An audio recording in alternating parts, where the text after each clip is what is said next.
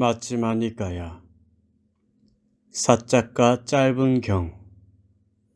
줄라 사자가 수타. 이와 같이 나는 들었다.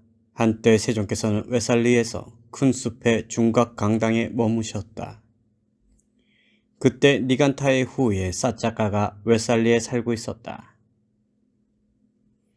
사자가는 본경에서 보듯이 니간타이며 그의 족성인 악기웨사나로 불리고 있다.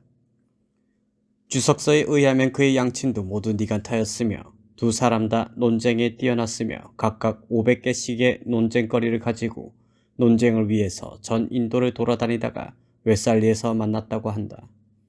그들은 논쟁에서 서로를 논파할 수 없었기 때문에 리치위들이 둘을 결혼하게 하였고 그들의 살림을 돌보아 주었다고 한다. 그들에게서 사짜, 롤라, 빠따짜라, 시와 와띠까라는 4명의 딸이 태어났는데 그들은 사리푸타 존자와 논쟁을 벌였으며 존자에게 패했다고 한다. 그래서 불교 교단으로 출가하여 모두 아라한이 되었다고 한다. 사짜가는 이들의 막내 동생이었는데 리차위들의 스승이었고 웨살리에 살고 있었다고 한다. 주석서에 의하면 사짜가는 부처님께서 반열반하신 200년 뒤에 스리랑카에 태어나서 출가하여 깔라 부타라키타로 불리게 되었으며 아라한가를 얻었다고 한다.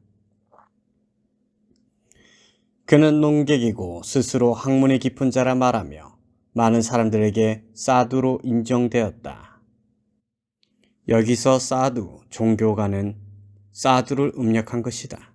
요즘도 인도에 힌두 수행자를 두고 사두라고 부르고 있어서 이렇게 음력을 하였다. 그는 웨살리의 집회에서 이렇게 말했다. 어떤 사문이나 바라문이든 간에 그가 승가를 가졌던 무리를 가졌든 무리의 스승이든 또한 아라한 정등각자라고 자처하던 나와 논쟁을 시작하면 동요하지 않고 떨지 않고 전율하지 않고 겨드랑이에 식은땀을 흘리지 않는 자를 보지 못했다. 비록 내가 무정물인 기둥과 논쟁을 시작한다 하더라도 맞상 논쟁을 시작하면 그 기둥도 동요하고 떨고 전율할 것인데 하물며 인간이야 말해서 무엇하겠는가. 그때 아사지 존자가 오전에 옴매무스를 가다 둔고 바루와 가사를 수하고 웨살리로 탁발을 갔다. 아사지 존자는 부처님의 첫 제자인 오비구 가운데 한 사람이고 사리푸타 존자의 스승이신 아사지 장로를 말한다. 아사지 존자는 오비구 가운데 마지막으로 언급되는 분이다. 그는 오비구 가운데 맨 마지막으로 예류자가 되었다고 한다. 그리고 오비구와 함께 상유타 니까야 제3권 무아의 특징경을 듣고 아라한이 되었다. 사리푸타 존자가 진리를 찾아다니던 끝에 라자가하에서 탁발을 하는 아사지 존자의 엄정한 품행을 보고 그가 공양을 마칠 때를 기다려 아사지 존자에게 그의 스승과 가르침에 대해서 질문하자 그는 다음에 유명한 개송으로 대답을 한다. 원인으로부터 생긴 법들, 그들의 원인을 열에는 말씀하셨고 그들의 소멸도 말씀하셨나니 대사무는 이렇게 설하시는 분입니다. 사리푸타 존자는 개송의 첫 번째 두 구절을 듣고 예류가를 얻었다고 하며 사리푸타 존자는 그 후로 항상 아사지 존자에게 큰 존경을 표했다고 한다. 그리고 본경에서 그는 니간타의 후예인 사짜가가 부처님 가르침에 대해서 질문을 하자 부처님께서는 오온의 무상과 무아를 가르치신다고 대답한다. 이것이 인연이 되어 사짜가는 500명의 리차이들을 데리고 세종께 질문을 드리러 가게 되는 것이다. 니간타의 후예 사짜가가 웨살리에서 산책을 나와 이리저리 경행하다가 아사지 존자가 멀리서 오는 것을 보았다. 보고는 아사지 존자에게 다가갔다. 가서는 아사지 존자와 함께 환담을 나누었다. 유쾌하고 기억할 만한 이야기로 서로 담소를 하고서 한곁에 섰다. 한곁에 서서 니간타의 후에 사짜가는 아사지 존자에게 이렇게 말했다. 아사지 존자여, 사문고타마께서는 어떻게 제자들을 인도합니까?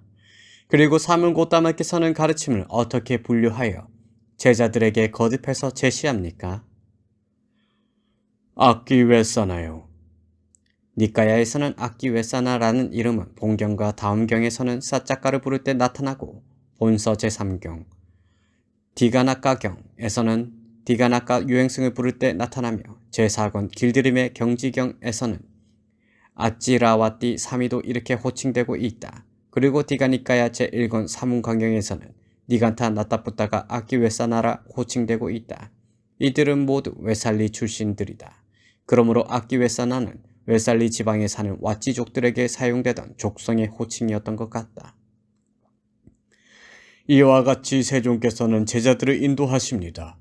그리고 이와 같이 세종께서는 가르침을 분류하여 제자들에게 거듭하여 제시하십니다. 비구들이여, 물질은 무상하다. 느낌은 무상하다. 인식은 무상하다. 심리 형상들은 무상하다. 아르마리는 무상하다. 비구들이여, 물질은 무아이다. 느낌은 무아이다. 인식은 무아이다.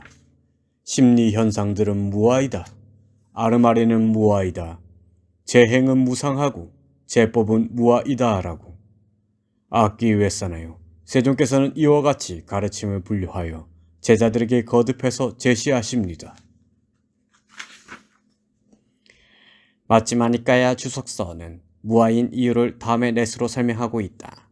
공하고 주인이 없고 지배자가 아니고 자아와 반대된다는 뜻에 의해서 이러한 네 가지 이유 때문에 무아이다. 청정도론도 이렇게 설명하고 있다. 일어난 형성된 것들은 머뭅에 이르지 말고 머뭅에 이른 것은 늙지도 말고 늙음에 이른 것은 무너지지 마라. 고 이 세 단계에 대해서 어느 누구도 지배력을 행사하지 못한다. 지배력을 행사하지 못함으로 공하다. 그러므로 공하고 주인이 없고 지배력을 행사하지 못하고 자아와 반대되기 때문에 무아다. 한편 세존의 두 번째 설법이여 이 설법을 듣고 오비구가 아라한이 된 상류다니까야 제3권 무아의 특징경에서는 두 가지 이유로 오온, 즉 나라는 이 존재가 무아임을 천명하고 있다. 첫째, 오온에는 이와 같이 되어라거나 이와 같이 되지 말라 등의 지배력을 행사할 수 없기 때문이라고 설명하고 있다. 이것은 부처님의 비유를 통한 말씀과 일치한다. 둘째, 삼특상을 통해서 무아를 설명하고 있다. 즉 무상하고 괴로움이라는 첫째의 두 가지 특상을 통해서 무아라는 특상을 설명하고 있다. 아사지 존자는 이러한 무아의 특징경을 듣고 아라한이 된 분이다. 그러므로 본경에서 존자가 오온을 통해서 재행무상과 제법무아를 강조하는 것은 각별한 의미가 있다 하겠다. 모든 형성된 것들은 무상하다라는 것은 3계에 속하는 모든 형성된 것들은 무상하다는 말이다. 모든 법들은 무아다라는 것은 4가지 세계, 3계와 출세간에 속하는 모든 법들은 무아라는 말이다. 이처럼 그 비구들은 장로에게 무상의 특상과 무아의 특상의 두 가지 특상은 말하였으나 괴로움의 특상은 말하지 않았다. 왜인가? 그들은 생각을 하기를 이 비구는 시비걸기를 좋아하기 때문에 괴로움의 특상을 언급하는 순간에 물질도 아르마리도 괴로움이라면 도도 괴로움이요 과도 괴로움이다. 그러니 그대들은 괴로움을 얻은 비구에 지나지 않는다라고 여길 것이다. 그래서 두 가지 특상만 말한 것이다. 아사지 존자여, 사문 고따마께서 이런 말씀을 하신다고 하시니 우리는 참으로 달갑지 않은 것을 들었습니다. 우리는 언제 어디서든 고따마 존자를 만나 허심탄회하게 어떤 대화를 한번 나눌 수 있을 것입니다. 그래야만 그의 아주 나쁜 견해를 씻어낼 수 있을 것입니다. 그때 500명의 리차위들은 어떤 일 때문에 집회소에 모였다. 그때 니간타의 후의 사작가는 그 500명의 리차위들에게 가서 이렇게 말했다. 존경하는 리차위들께서는 어서 오십시오. 존경하는 리차위들께서는 어서 오십시오. 오늘 나는 사문고따마와 함께 대화를 나눌 것입니다. 만일 그의 가장 잘 알려진 제자인 아사지라는 비구가 내게 주장한 것처럼 사문고따마가 내게 그렇게 주장하면 마치 힘센 사람이 긴 머리털의 수량을 그의 머리채를 잡고 앞으로 끌고 뒤로 끌고 때로는 앞으로 때로는 뒤로 끌듯이 그와 같이 나도 논쟁에서 사문고따마를 앞으로 끌고 뒤로 끌고 때로는 앞으로 때로는 뒤로 끌겠습니다. 마치 힘센 양주업자가 술 거르는 채를 깊은 물탱크에다 던져놓고는 그 가장자리를 잡고 앞으로 끌고 뒤로 끌고 때로는 앞으로 때로는 뒤로 끌듯이 그와 같이 나도 논쟁에서 사문고따마를 앞으로 끌고 뒤로 끌고 때로는 앞으로 때로는 뒤로 끌겠습니다. 마치 힘센 양조 혼합사가 채의 가장자리를 잡고 위로 흔들고 아래로 흔들고 탁탁 치듯이 그와 같이 나도 논쟁에서 사문고따마를 위로 흔들고 아래로 흔들고 탁탁 치겠습니다. 마치 60년 된 코끼리가 깊은 호수에 들어가서 대마 씻는 놀이를 즐기듯이 그와 같이 나도 사문고따마와 함께 대마 씻는 놀이를 즐기겠습니다. 여기서 대마를 씻음이 놀이의 이름이다. 사람들은 삼배를 만들기 위해 대마의 껍질을 가져와서 한 움큼씩 묶어서 물에 던져 넣는다.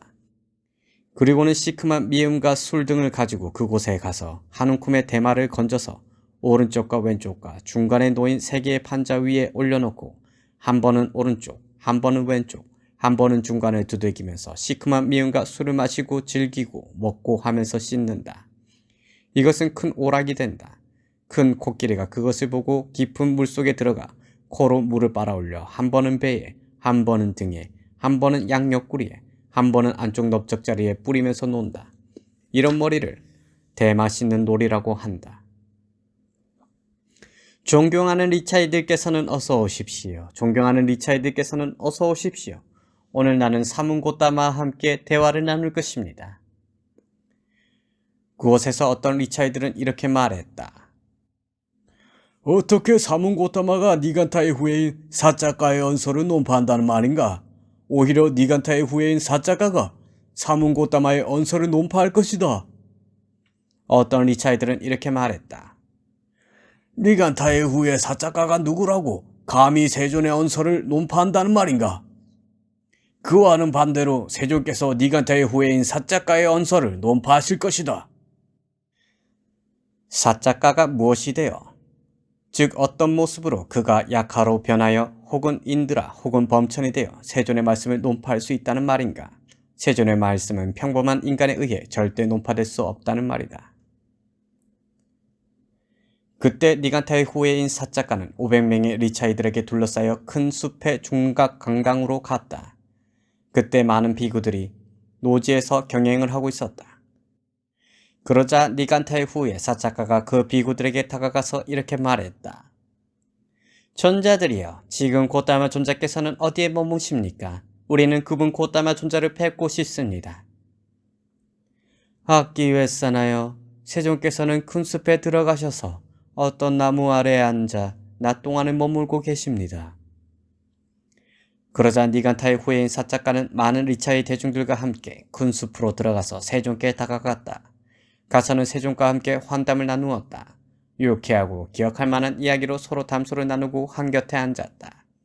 리차이들도 어떤 자들은 세존께 절을 올리고 한곁에 앉았고 어떤 자들은 세존과 함께 환담을 나누고 유쾌하고 기억할 만한 이야기로 서로 담소를 나누고 한곁에 앉았고 어떤 자들은 세존께 합장하여 절을 올리고 한곁에 앉았고 어떤 자들은 세존의 앞에서 이름과 성을 말한 뒤 한곁에 앉았고 어떤 자들은 말없이 한곁에 앉았다. 한곁에 앉은 니간타의 후예인 사짜가는 세존께 이렇게 말씀드렸다.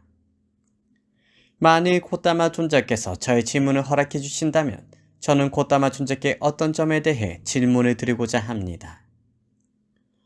악기 웨사나여, 그대가 묻고 싶은 것을 질문하라. 고따마 존자께서는 어떻게 제자들을 인도하십니까? 그리고 고따마 존자께서는 가르침을 어떻게 분류하여 제자들에게 거듭해서 제시하십니까? 악기 웨사나여, 이와 같이 나는 제자들을 인도한다. 그리고 이와 같이 나는 가르침을 분류하여 제자들에게 거듭하여 제시한다. 비구들이여, 물질은 무상하다. 느낌은 무상하다. 인식은 무상하다. 심리 형상들은 무상하다. 아르마리는 무상하다. 비구들이여, 물질은 무아이다. 느낌은 무아이다. 인식은 무아이다. 심리 현상들은 무아이다. 아르마리는 무아이다. 재행은 무상하고 제법은 무아이다 라고. 악기 웨사나여, 이와 같이 나는 가르침을 분류하여 제자들에게 거듭해서 제시한다. 고따마 존자시여, 제가 비유가 떠올랐습니다. 악기 웨사나여, 그것을 말해보라 라고 세존께서는 말씀하셨다. 고따마 존자시여, 예를 들면 씨앗이나 식물이라면 그것이 어떤 종류이건 성장하고 번성하고 충만하게 되는 것은 모두 땅에 의지하고 땅에 바탕을 두어 성장하고 번성하고 충만하게 되고, 다시 예를 들면 힘을 많이 써서 해야 하는 일이라면 그것이 어떤 종류이건 모두 땅을 의지하고 땅에 바탕을 두어 힘쓰는 일들을 하듯이, 고따마 존자시여, 이 인간이란 물질을 자아로 삼아 그 물질의 바탕을 두고 공덕을 짓기도 하고 악덕을 짓기도 합니다. 이 인간이란 느낌을 자아로 삼아 그 느낌의 바탕을 두고 공덕을 짓기도 하고 악덕을 짓기도 하며, 이 인간이란 인식을 자아로 삼아 그 인식의 바탕을 두고 공덕을 짓기도 하고 악덕을 짓기도 하며, 이 인간이란 심리 현상들을 자아로 삼아 그 심리 현상들의 바탕을 두고 공덕을 짓기도 하고 악덕을 짓기도 하며, 이 인간이란 아르마리를 자아로 삼아 그 아르마리의 바탕을 두고 공덕을 짓기도 하고 악덕을 짓기도 합니다. 악기 왜 써나요? 참으로 그대는 이와 같이 말하는 것인가? 물질은 나의 자아다. 느낌은 나의 자아다. 인식은 나의 자아다. 심리 현상들은 나의 자아다. 아르마리는 나의 자아다라고. 고타마 존자시여, 저는 참으로 그와 같이 말합니다. 물질은 나의 자아다. 느낌은 나의 자아다. 인식은 나의 자아다. 심리 현상들은 나의 자아다. 아르마리는 나의 자아다라고. 그리고 이 많은 사람들도 그렇게 말합니다. 악기 왜 싸나요? 이 많은 사람들이 그대와 무슨 상관인가? 즉, 이 많은 사람들은 나의 말을 논파하려고 온 것이 아니라 오직 그대만이 나의 말을 논파하려고 온 것이니까 이 많은 사람들을 끌어들이지 말고 그대 자신의 교리를 스스로 설명하라는 말이다. 고타마 존자시여, 저는 이와 같이 말합니다. 물질은 나의 자아다. 느낌은 나의 자아다. 인식은 나의 자아다. 심리 현상들은 나의 자아다. 아르마리는 나의 자아다라고. 악기 왜 싸나요? 그렇다면 이것을 그대에게 물어보리니 그대가 원하는 대로 설명하라. 악기 왜 싸나요? 이를 어떻게 생각하는가? 관정식을 거친 끄샤트리아 왕은 예를 들면 꼬살라의 빠세나디 같은 왕이나 마가다의 왕 아자타사뚜 웨데이뿌따처럼 그의 용토에서 사형에 처해야 할 자를 사형시키고 벌금을 물려야 할 자는 벌금을 물리고 추방시켜야 할 자는 추방시키는 권력을 행사하는가? 고타마 존자시여, 관정식을 거친 끄샤트리아 왕은 예를 들면 꼬살라의 빠세나디 같은 왕이나 마가다의 왕 아자타사뚜 웨데이뿌따처럼 그의 용토에서 사형에 처해야 할 자를 사형시키고 벌금을 물려야 할 자는 벌금을 물리고 추방시켜야 할 자는 추방시키는 권력을 행사합니다. 고타마 존자시여, 이들 공화제나 집단체제인 왓지들과 말라들도 그들의 영토에서 사형에 처해야 할 자를 사형시키고 벌금을 물려야 할 자는 벌금을 물리고 추방시켜야 할 자는 추방시키는 권력을 행사하는데, 하물며 꼬살라의 빠세나디 같은 왕이나 마가다의 왕 아사타사뚜 웨데이뿌따처럼 관정식을 거친 끄샤트리아 왕에 대해서야 말해 무엇하겠습니까? 그는 그렇게 행하고 있고 또 충분히 그렇게 행할 만합니다. 악기 왜 써나요? 이를 어떻게 생각하는가? 그대는 물질은 나의 자아다라고 주장하는데 그대는 내 물질은 이렇게 되고 이렇게 되지 마라 꼭 그 물질을 지배할 수 있는가? 내 물질은 이와 같이, 즉 호강가고 잘생기고 장엄하기에 적합하고 매혹적으로 되어라 라고 바라는 바를 보여주거나, 내 물질은 이와 같이, 즉 못생기고 일그러지고 주름지고 머리카락이 새지 마라 라고 권한을 행사할 수 있는 것을 말한다. 즉 물질을 비롯한 5가지 무더기에 대해 아무런 권한도 행사할 수 없고 그들을 지배할 수도 없으므로 그 5가지 무더기는 자아가 아니라고 말씀하시는 것이다. 이렇게 말씀하셨을 때 니간타의 후예인 사짜가는 침묵했다. 세종께서는 2번째에도 니간타의 후예인 사짜가에게 이렇게 말씀하셨다.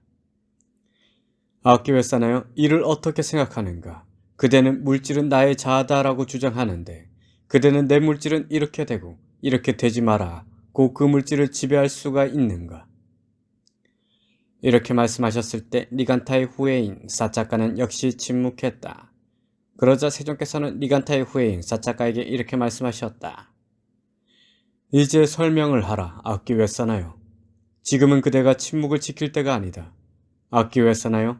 열애가 3번이나 법다운 질문을 해도 설명하지 않으면 그 자리에서 머리가 7조각 날 것이다. 그때에 금강수 약가가 시뻘겋게 달구어지고 불꽃이 이글거리고 빛을 내는 금강저를 들고 만일 리간타의 후예인 사작가가 세종께서 3번이나 법다운 질문을 했는데도 설명하지 않으면 이 자리에서 그의 머리를 7조각 내어버리리라 라고 생각하면서 니간타의 후예인 사작가의 바로 위쪽 허공에 나타났다. 금강수는 와지라빠니를 옮긴 것이다. 와지라빠니는 그의 손에 금강조 혹은 벼락을 가진 이란 의미이며 바후워르히 합성어이다. 주석서에서는 이 금강수 약자는 다름 아닌 신들의 왕 사까, 인드라, 제석이라고 설명하고 있다.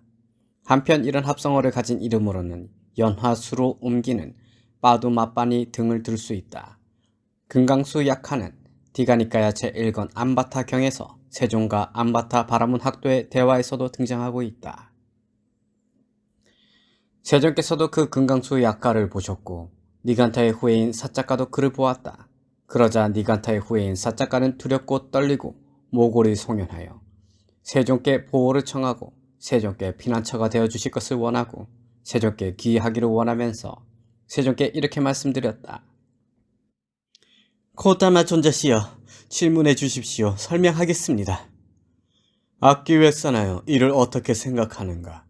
그대는 물질은 나의 자아다라고 주장하는데 그대는 내 물질은 이렇게 되고 이렇게 되지 마라라고 그 물질을 지배할 수 있는가? 아닙니다. 고다마 존자시여. 악기 왜 싸나요? 마음에 잡돌이하라. 악기 왜 싸나요? 마음에 잡돌이하고서 설명하라. 그대의 말은 먼저 한 말은 뒤에 한 말과 일치하지 않고 뒤에 한 말은 먼저 한 말과 일치하지 않는다. 악기 왜 싸나요? 이를 어떻게 생각하는가? 그대는 느낌은 나의 자아다라고 주장하는데 그대는 내 느낌은 이렇게 되고 이렇게 되지 마라 고 그 느낌을 지배할 수 있는가?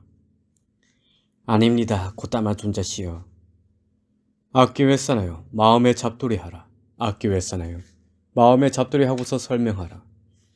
그대의 말은 먼저 한 말은 뒤에 한 말과 일치하지 않고 뒤에 한 말은 먼저 한 말과 일치하지 않는다.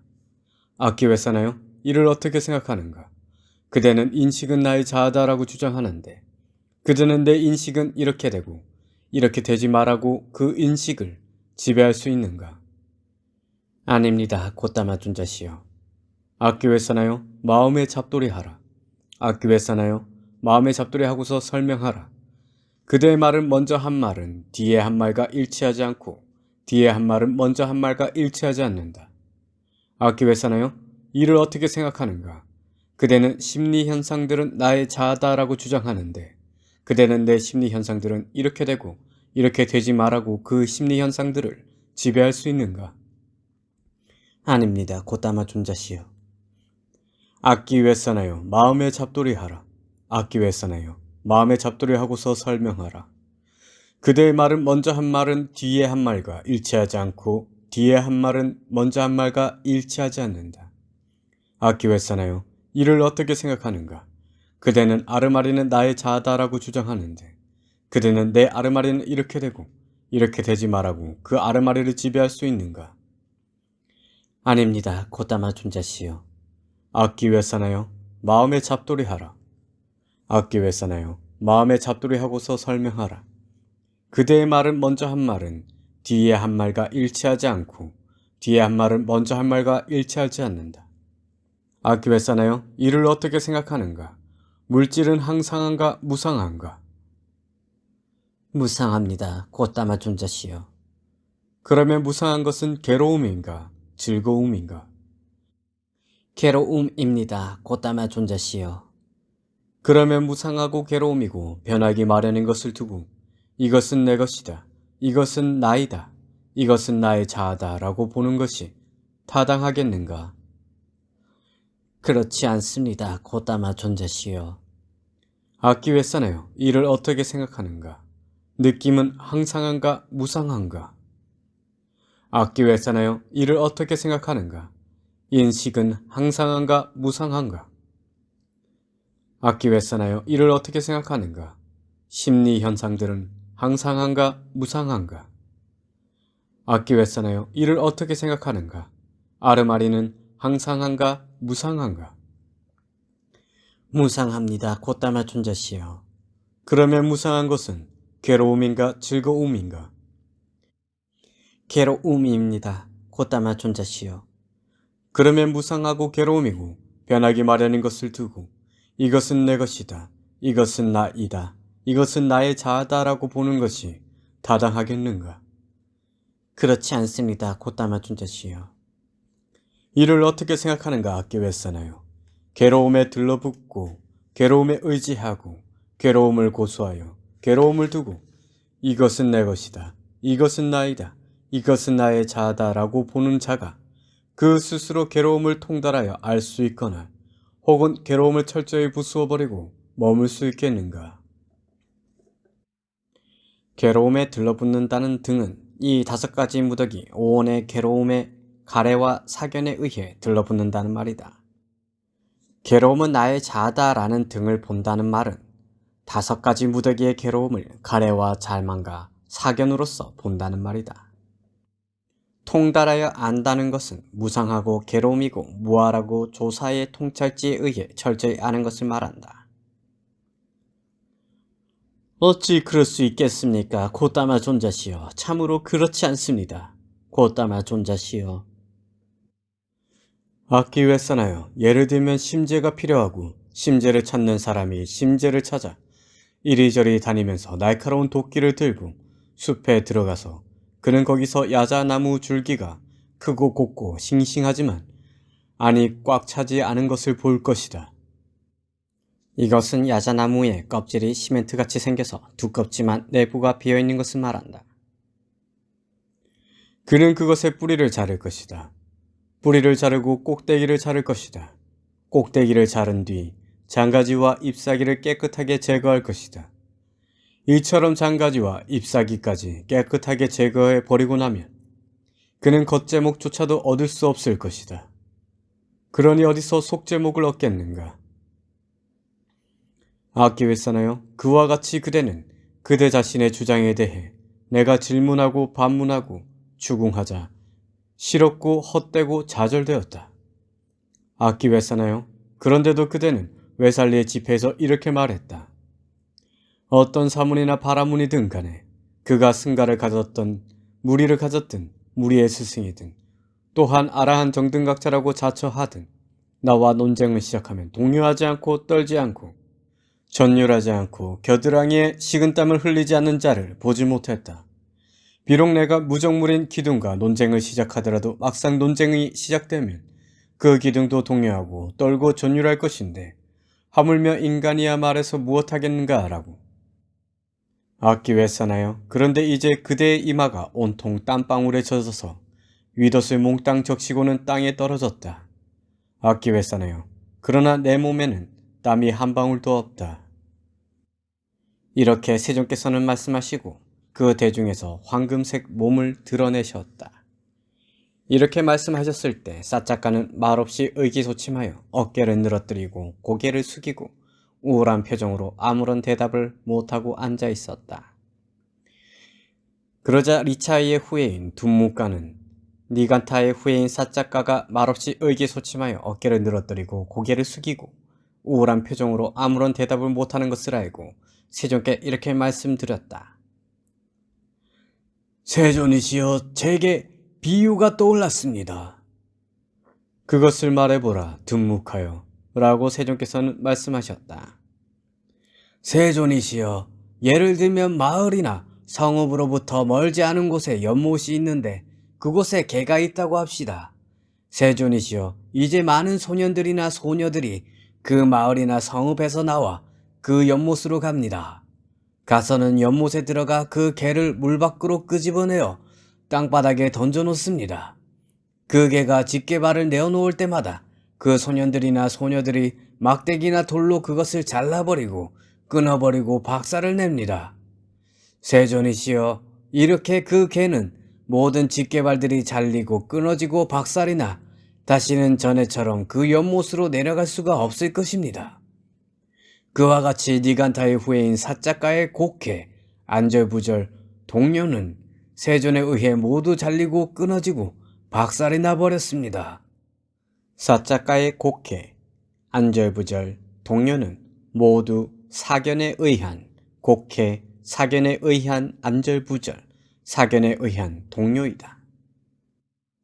세존이시여, 그래서 니간타의 후예인 사작가는 다시는 세존과 논쟁을 벌이겠다고 찾아오는 것은 불가능하게 되었습니다. 이렇게 들었을 때 니간타의 후예인 사작가는 리차의 후예인 둔무카에게 이렇게 말했다. 그대는 기다리시오, 둔무카여. 그대는 기다리시오. 둔무카여, 우리는 그대와 더불어 이야기하는 것이 아니라 지금 우리는 코타마 존재와 더불어 이야기하고 있습니다. 기다리시오라는 것은 다시 말하지 말고 가만히 있으라는 말이다. 다시 사작가는 세존께 말씀드렸다. 코타마 존재시여, 이제 이것을 그만둡시다. 우리의 대화도 여느 보통 사문 파라문들의 논쟁처럼 단지 환담에 지나지 않는다고 생각합니다. 그런데 어떻게 해서 코타마 존자의 제자들은 가르침을 실천하고 훈계를 받들어 행하고 의심을 건너고 해이를 극복하고 무외를 얻고 다른 사람을 의지하지 않고 스승의 가르침에 머뭅니까? 무외를 얻는다는 것은 지혜 얻음을 말한다. 다른 사람을 의지하지 않고는 주석서는 남의 중득이 아닌 을 뜻한다. 복주서는 다시 남이 중득한 것은 신뢰되어서는 안 된다는 뜻이다. 그리고 상유다니까야 제2권 까짜나 곧다 경예는 그의 지혜는 다른 사람을 의지하지 않는다는 것은 남을 의지하지 않고 자기 자신이 직접 경험한 지혜를 말한다 라고 설명하고 있다. 여기에서 빠짝가는 눈앞에 드러난에서 파생된 단어로 인명학에서 말하는 직접지와 같은 말이다. 추론지나 비유지나 성인의 가르침을 통해서 알게 된 지혜가 아니고 직접 체득한 지혜라는 뜻이며 온, 저, 개, 근, 제, 연으로 대표되는 법에 대한 지혜가 생긴 것을 말한다. 그리고 이것은 예류자 이상의 성자의 경지이기도 하다. 악기 왜 쓰나요? 여기서 나의 제자는 물질이라고 하는 것은 그 어떤 것이든 그것이 과거의 것이든 미래의 것이든 현재의 것이든 안의 것이든 밖의 것이든 거칠든 섬세하든 저열하든 수승하든 멀리 있건 가까이 있건 그 모든 물질에 대해 이것은 내 것이 아니다. 이것은 내가 아니다. 이것은 나의 자아가 아니다 라고 이렇게 있는 그대로 바른 통찰지로서 본다.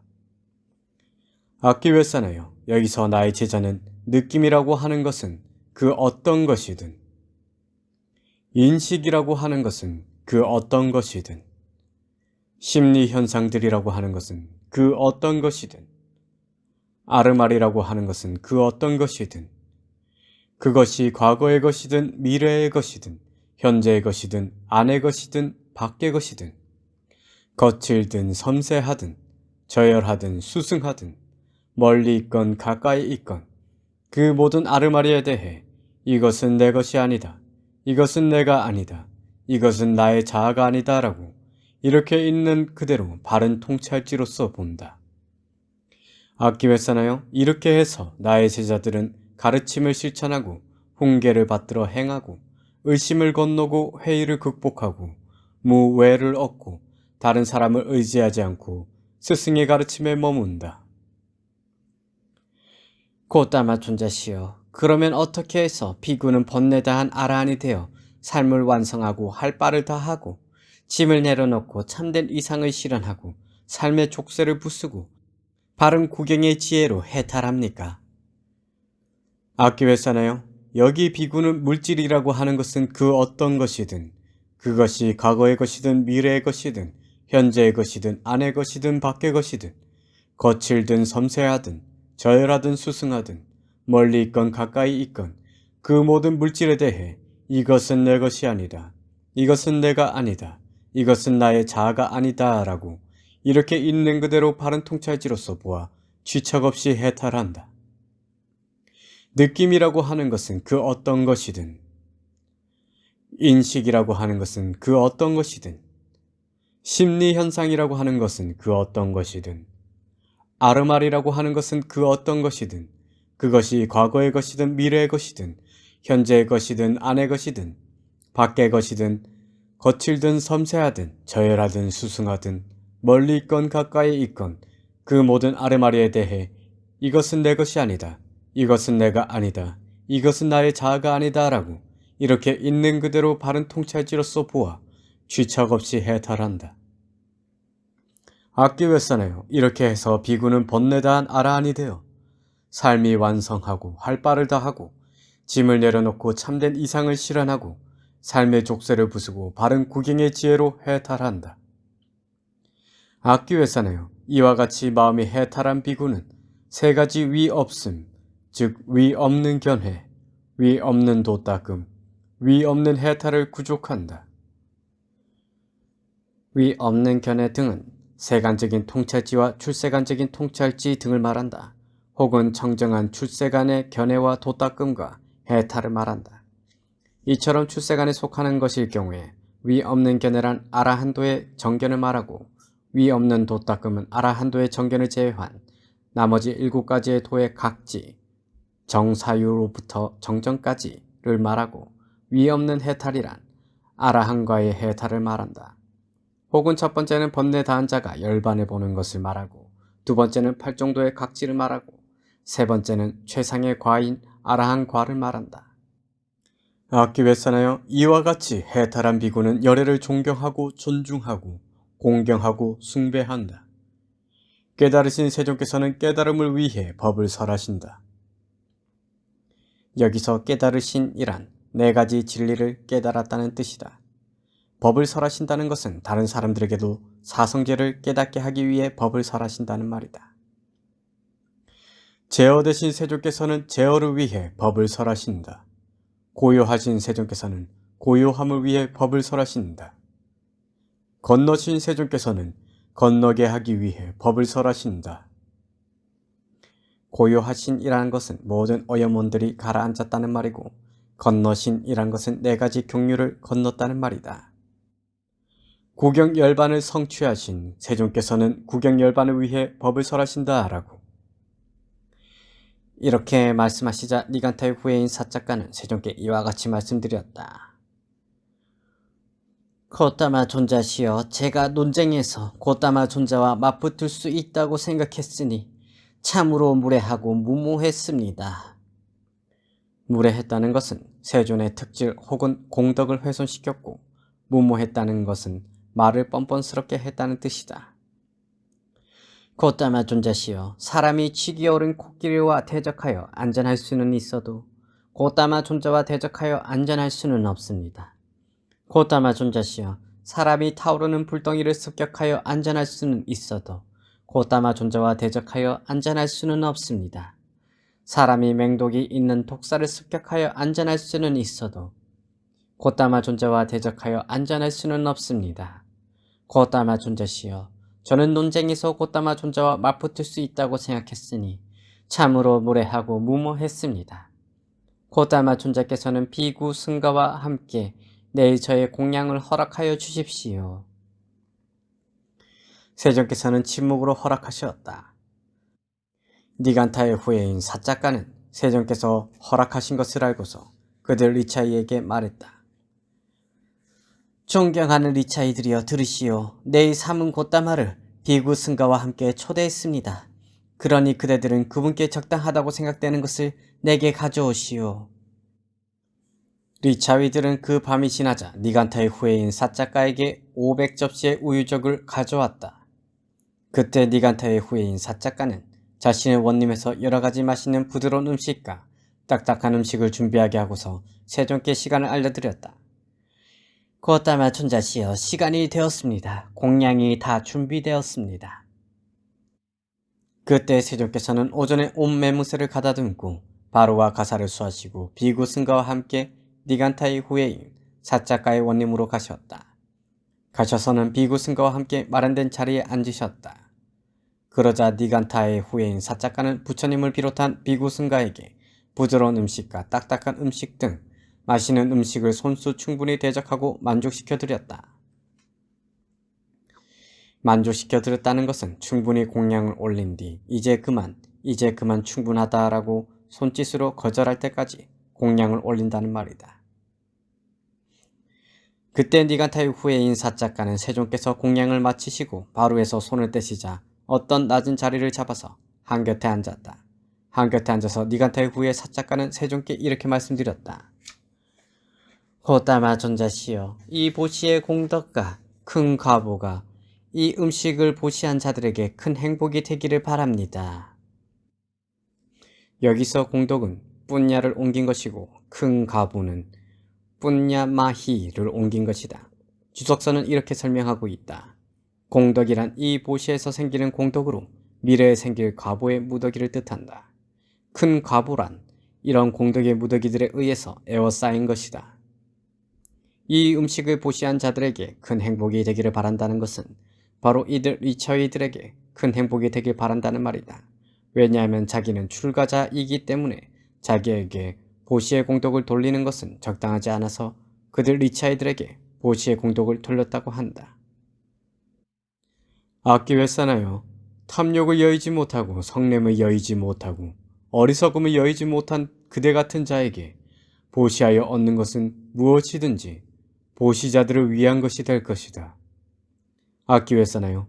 그러나 탐욕을 여의고 성냄을 여의고 어리석음을 여인 나 같은 자에게 보시하여 얻는 것은 무엇이든지 그대를 위한 것이 될 것이다. 리차이들은 사작가에게 보시를 했지 세종께 보시를 한 것이 아니다.